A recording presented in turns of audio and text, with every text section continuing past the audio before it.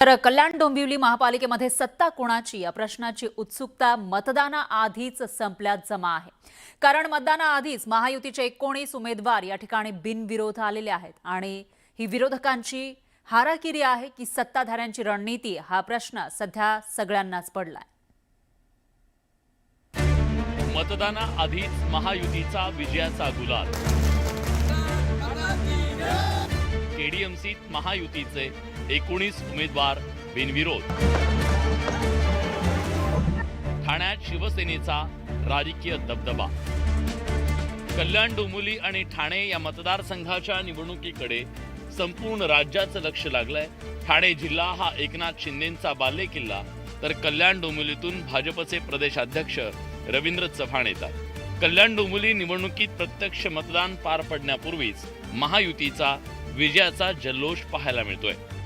कल्याण डोंबिवलीत 1-2 नव्हे तर भाजपचे तब्बल 13 उमेदवार बिनविरोध विजयी झाले। कल्याण डोंबिवलीच्या प्रभाग क्रमांक 18 अ मधून भाजपच्या रेखा चौधरी, प्रभाग क्रमांक 26 क मधून आसावरी नवरे, प्रभाग क्रमांक 26 ब मधून भाजपच्या रंजना पेंडकर, प्रभाग क्रमांक 24 ब मधून भाजपच्या ज्योती पाटील बिनविरोध विजयी झाल्या। प्रभाग क्रमांक 27 मधून भाजपच्या मंदाताई पाटील विजयी झाल्या। जी मेहनत मी तर करतो, ताईचं पण खूप मेहनत असते आणि प्रत्येक इलेक्शनला आम्ही झोकून देऊन काम करतो। तर वॉर्डामध्ये सुद्धा चांगली कामं केलीत आणि ताई समाजसेवेमध्ये पुढे असते, त्याच्यामुळे लोकांचा आशीर्वाद सोबत आहेच। म्हणून मी सर्वांचे आभार मानतो पुन्हा एकदा, खास करून रविदादांचे तर मनापासून। उमेदवारी अर्ज मागे घेण्याच्या शेवटच्या दिवशी कल्याण डोंबिवलीत विजयी पक्षाकडून उमेदवारी माघारीचा सिलसिला सुरू राहिला। महेश पाटील, मुकुंद पेडणेकर, साई शेलार, दीपेश म्हात्रे, जयेश म्हात्रे, हर्षदा भोईर, रवीना माळी हे भाजपचे उमेदवार बिनविरोध विजयी झाले। पॅनल क्रमांक 19 आहे आपला, त्याच्यात अ ब क 3 बिनविरोध आहेत। म्हणजे मी स्वतः, पूजा म्हात्रे आणि साईदादा शेलार। पण आता आमचा एक उमेदवार बाकी आहे, आम्ही आता त्याच्यासाठी जोमाने लढू।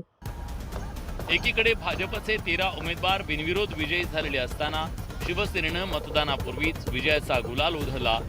शिंदेंच्या शिवसेनेनं रमेश म्हात्रे, विश्वनाथ राणे, हर्षल मोरे, वृषाली जोशी, रेश्मा निचल, ज्योती राजन मराठे हे 6 उमेदवार बिनविरोध विजयी झाले।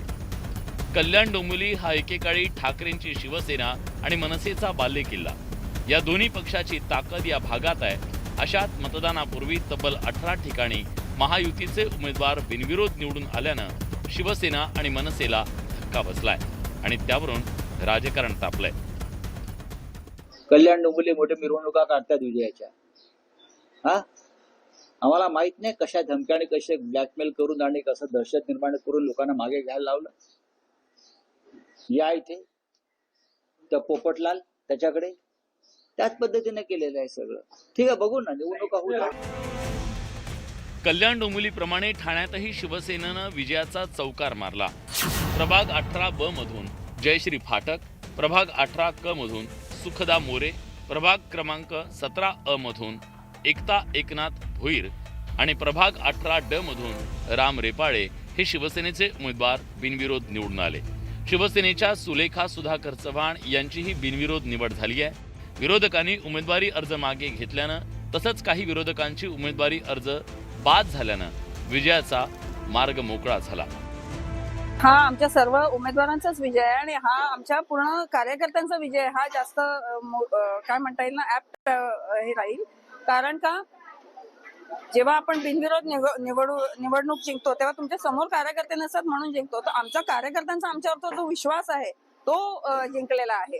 सो पहिलं तर क्रेडिट त्यांना जातं की ज्या कार्यकर्त्यांनी आम्हाला पाठिंबा दिला।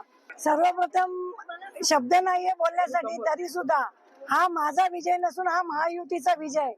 मी प्रथम आपले महाराष्ट्राचे मुख्यमंत्री, उपमुख्यमंत्री त्यांनी जी मला महायुतीचे उमेदवार दिला आणि त्यांचं मी जे आज त्यांची प्रतिष्ठा ठेवली त्याच्याबद्दल त्यांचं मी खूप आभारी आणि धन्यवाद आहे। साहेबांच्या कामावर प्रभावित होऊन कित्येक उमेदवारांनी आज माघार घेतली आणि आपला पराभव काही लोकांना समोर दिसला, त्यांनी घेतली। काही लोकांनी आम्हाला सहकार्य दाखवलं मोठ्या मनाने, त्यांचंही खूप खूप सर्व उमेदवारांचं मी धन्यवाद मानतो की त्यांनी मोठ्या मनाने माघार घेऊन आमचा विजय सुकर केला.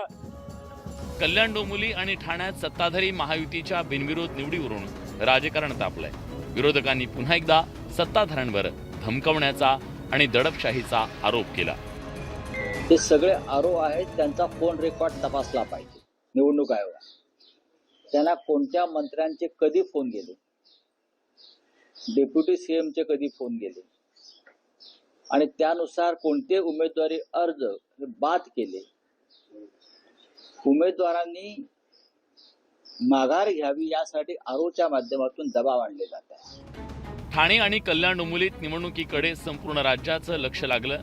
महायुतीच्या विजयाचा वारू रोखण्यासाठी विरोधकांनी तितक्याच मोठ्या प्रमाणात मोर्चे बांधणी करणं आवश्यक होतं. मात्र यात विरोधक कमी पडल्याचं दिसून आलं. निवडणुकीत प्रत्यक्ष मतदानापूर्वीच कल्याण डोंबिवली आणि ठाण्यात शिवसेना भाजप युतीचे उमेदवार बिनविरोध निवडून आल्यानं विरोधक मात्र निवडणुकीपूर्वीच गलित गात्र झाल्याचं चित्र दिसून आलं. प्रदीप भणगेसह अजित मांढरे, न्यूज 18 लोकमत. दरम्यान 29 महापालिकांमध्ये कुठे कुठे बिनविरोध निवड झाली त्यावर एक नजर टाकूयात ग्राफिक्सच्या माध्यमातून. निवडणूक अजून बाकी आहे, मतदानाचा दिवस अजून दूर आहे, मात्र या ठिकाणी बिनविरोध निवड झालेली आहे. पुण्यामध्ये भाजपचे 2, पिंपरी चिंचवडमध्ये भाजपचे 2, पनवेलमध्ये 6, त्याचबरोबर ठाण्यामध्ये अजून तरी एकही नाहीये, भिवंडीमध्ये 6, कल्याणमध्ये 15, धुळ्यामध्ये 4, मालेगावमध्ये नाही, जळगावमध्ये 6, अहिल्यानगरमध्ये 3 असे एकूण भाजपचे 44 नगरसेवक निवडून आलेले आहेत बिनविरोध. आणि त्यानंतर शिवसेनेचे ठाण्यामधून 7, त्यानंतर भिवंडीमधून 2, कल्याणमधून 7, जळगावमधून 6 अशा पद्धतीनं 22 उमेदवार शिवसेनेचे निवडून आलेले आहेत.